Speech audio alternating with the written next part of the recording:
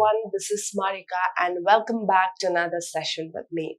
So since we are dealing with the fifth unit, that is Principles of Education and Teaching Learning Process, we have discussed what is education, we have discussed the various aims, functions, nature and characteristics of educations. We've also discussed the philosophies of education.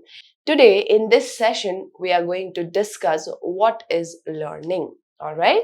Now, learning is a term that we use on a daily basis, right? The term learning is very familiar and we've been hearing this word since the time of our childhood, right? Now, what is learning? And what is the characteristics of learning? What is the nature of learning? How do we learn? And what are the various aspects of learning is what we are going to discuss under learning, all right?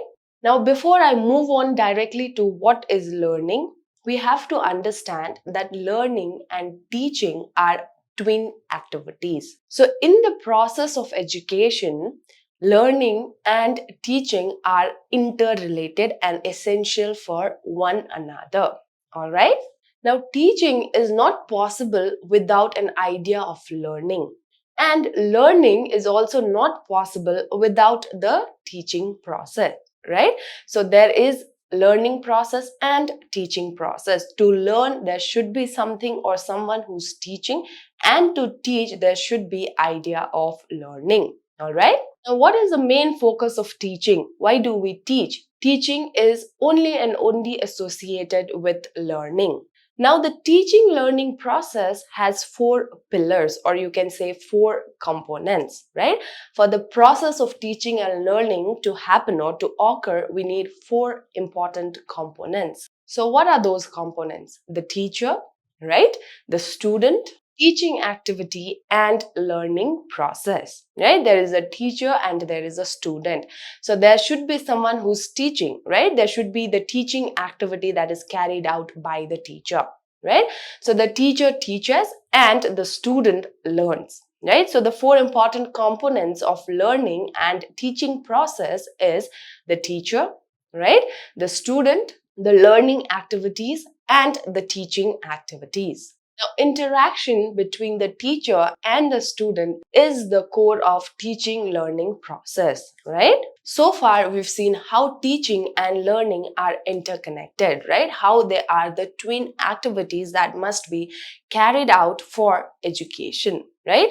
Now, let us see what learning is. Now, learning is the center of our behavior, or learning is what teaches us how to behave, right? Because we learn how to speak, we learn how to write, right? We learn how to interact, we learn how to perceive things, right? So our behavior depends on our learning. Now, what is the meaning of efficient learning? What does efficient learning means? Can be measured by three important factors, which is accuracy, speed, and retention. So what is accuracy? How accurately does the learner remember is accuracy. What is speed? How soon the learner remembers. And what is retention? How long does the learner remember? Okay. So to measure the efficiency of learning, there are three factors involved. That is the speed, accuracy, and retention. So speed is how fast does one learn, right? Now, what is accuracy? How accurately does the learner remember the things learned? And the last one is retention. Now, what is retention? How long do the learner remember what they have learned? Okay. Now, let us see definition of learning. Now, learning can be defined as the process, right? Learning is a process that brings modifications in the behavior of an individual. All right. So learning is the process that results in modifications of behavior. So this definition is given by J.F. Travers. Okay, so he says that learning is anything or any process that an individual undergoes which helps him to modify his behavior, to bring change in his behavior. Now, we have another definition of learning. This definition says that learning is acquisition of attitude, knowledge, and habits. It involves new way of doing things, and it also helps the individual to overcome the obstacles or to readjust to new situations. It represents progressive change in the behavior of the individual, and it enables the individual to satisfy his needs and attain goals. All right. So this definition is given by Crow and Crow. Now, Crow and Crow says that learning is acquisition of any habits or any knowledge or any kind of attitude. All right. Now, this habit, attitude, and knowledge that one acquires helps the individual to carry out activities in new ways. All right. And it helps the individual is facing and also helps him to readjust to new situations. Learning also brings changes in the attitude and behavior of the individual, and it is progressive in nature, and it helps the individual to satisfy his interest and attain goals better. So, what we have understood so far is learning is not just about acquiring a knowledge on a particular topic, right? It is the development of habit, it is learning of habit, attitude, and knowledge which helps us to progress, right? It helps us to become the better version of ourselves, and it helps us to adjust to our environment and also satisfy our goals and needs. Now, there are three important factors in learning that is to be considered. The first one is learning brings changes in the behavior of the individual. All right. When an individual learns something, the behavior of an individual changes. There are modifications in the behavior of a particular individual. Next is the changes that has occurred in an individual's behavior or attitude is not the result of maturation, but it is through various learning experiences. Okay, so it is through the practice and the experience that the individual has undergone, and not because the individual has attained a certain level of maturity. And the change that is seen in the individual, right? The changes in the behavior of the individual is relatively permanent. So there are three factors in the process of learning, right, that are important. The first one says that learning brings changes and modifications in the behavior of an individual. Now, these changes that occurs in the habit or attitude or knowledge of an individual is not because the individual is matured or has attained a certain level of maturity, but it is because of the practice and experiences the individual has undergone.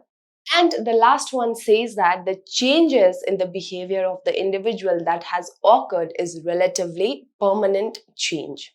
Now let us see the concept of learning. Now, as normal human beings, we learn things, right? People learn, but people also forget what they have learned, right? Now, learning is the acquisition of knowledge, habits, and attitudes. Now, the acquisition of all these attributes are for the betterment of self as well as for the betterment of society, right? Now, as I said, learning is not just acquiring knowledge on a particular subject or a particular content, right? Or it is not about learning a particular skill. It is about acquiring habits, acquiring attitudes, acquiring perceptions, interest, preferences, social adjustments, values, and ideas. And learning is essential for gaining knowledge, right? For us to gain knowledge on anything, we need to learn. Now, it is assumed that a student learns 1/4 from the teacher. Okay, so 1/4 of what the student have learned is directly from the teacher.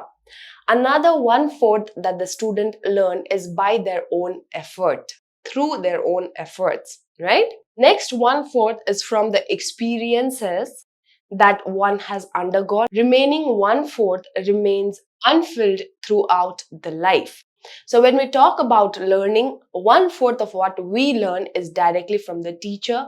1/4 is from our own effort, through our own effort. 1/4 is from the experiences that we undergo in life, and another 1/4 remains unfilled throughout our life. Now, let us discuss the characteristics of learning. The first characteristic says that learning is individual as well as social. So, when we talk about learning, it is entirely an individual matter, right? Now, people learn with their own capacity, with their own abilities, right? And from their own activities. But when we think about learning in larger sense, learning is a social process. How? Because learning takes place through interactions that we have in our life, right? The responses to the environment that an individual gets, or the responses towards the environment of an individual, helps the individual learn, right? So when I'm saying the environment where the individual gets responses from, it obviously involves other individual in the group, right? So learning is of course an individual matter. People learn by their own abilities, by their own capacities, and by carrying out their own activities. But when we think about it at larger sense, learning is also social. How? Because individual learns from interacting or having an interaction with the environment around. So this environment includes other people in the group or in the society. Now, it is also important to teach each and every individual to do his or her own learning process, irrespective of the differences they have in their intellectual capacity or abilities. All right. So it is important that the individual learn by carrying out their own activities, regardless of the differences that are found. Next one is learning is purposive. Now, learning is one such process that is active in a specific direction. It helps the individual achieve goals and purposes in life. Now, learning does not only contribute to the goals of the individual or to the purpose of an individual, learning makes it possible for the individual to make newer adjustments and intelligent adjustment in their future. Next one is learning is creative. Now, learning is a creative process. Human being, out of all the creatures in the world, are the only creature who has the ability to think, right? Who has the ability and capacity to solve their problems, who have the ability to have social interactions and social adjustment, right? So learning is a creative process, especially for human being, because human beings are able to create an environment for themselves through learning certain experiences, through the experiences and the activities that happens in an individual's life. The individual is able to create a life, is able to create an environment where the individual can satisfy his interest and needs. Next, we have learning modifies the behavior. Of course, learning affects the conduct of an individual. Learning affects and modifies the behavior of an individual. So, true learning is only when an individual acquires certain knowledge and attitude that will help him to modify his behavior, right? To bring about change in his behavior. So, as discussed yesterday, we've seen, right, during the developmental process, we learn various things, we learn various negative aspects, right? So, through learning process, we learn what are those negative aspects and how we can overcome those negative aspects, all right? So, true learning is only when an individual acquires certain knowledge and acquires certain skills which will help him to modify his behavior. Next one, we have learning helps making better choices. Now, change is the law of universe. We see changes in everything, even on a daily basis, right? So various things that are there in our universe keeps undergoing changes. So learning is considered to be as essential as food and physical exercise for the life of an individual, all right? Now, learning is essential so that the individual is able to make wise decisions in life. Therefore, learning is a lifelong process. Now, through learning, right, through various experiences that an individual undergoes, people are able to make better choices. Through learning, people are able to understand what is right for them and what is wrong for them. All right? Learning helps to bring changes. Everyone in life needs changes and progress in life. Now, how do individuals bring those changes in life? So, it is through learning that an individual is able to make a prompt and fast changes in life, and also to cooperate or to cope up with the changes that is seen in his life. Because once the individual learns about a certain thing, or once the individual acquires the knowledge or skill of a particular thing, the individual tries to apply the knowledge, right? So that they can bring the change and progress in their life. All right. So learning helps to bring changes in an individual, because through learning, individual acquires knowledge and skills, and once it is acquired, the individual would want to apply it to their life so that they can see changes in their life, or so that they can see the progress in their life. All right. Now, all the rapid changes and the progress, the human progress that we see, is the result of new learning. All right. Every progress that we see in human being is because of new learning experiences. Next, we have continuous professional development. So now, when we think about learning or studying, we think about it as a particular course, taking up a particular course and completing that course, right? But learning does not end on completion of a certain course. Learning is a process that is carried out throughout the life, and it is required throughout our life for the professional development. For example, there are healthcare professionals, right? They have already completed a course and they have a job, right? But that does not mean they'll stop learning. Healthcare professionals who are working are continuously involved in increasing their professional knowledge through various seminars, right? Various conferences and workshop. Now, why do they have to undergo all these conferences and workshop? It is for the professional growth of the individual. All right. Next one is learning helps in development in a particular field. So learning provides an individual with new way of thinking, right? Any professionals must keep updating their knowledge and acquire new knowledge to meet the pace with emerging demands and needs of the society, of the country. So learning helps an individual to be in the tune, right, with the new trends, with the new researches and development that is seen in their profession. All right.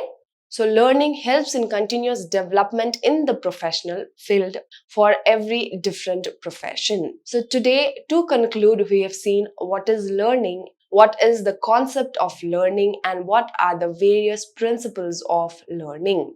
Right? So when we talk about learning, learning is not just an individual activity. Learning has a twin, which is teaching activity. So learning and teaching goes hand in hand. There should be someone to teach, right?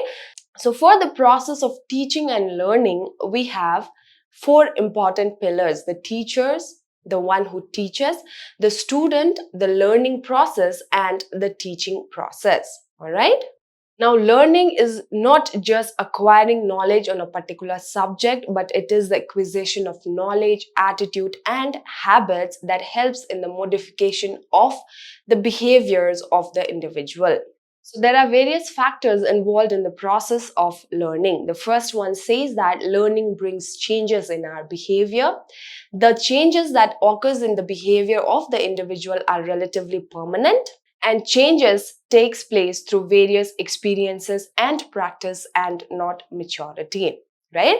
We've also discussed the principles of learning and concept of learning. I hope the class was helpful, and I'll see you all in the next session. Thank you and have a great day.